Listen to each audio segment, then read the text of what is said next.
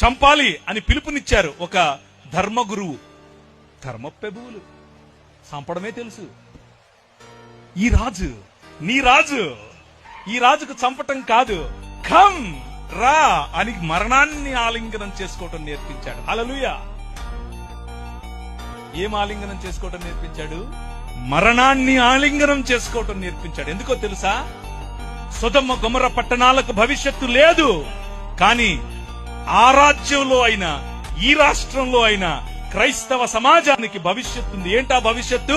పునరుత్థానం. హల్లెలూయా.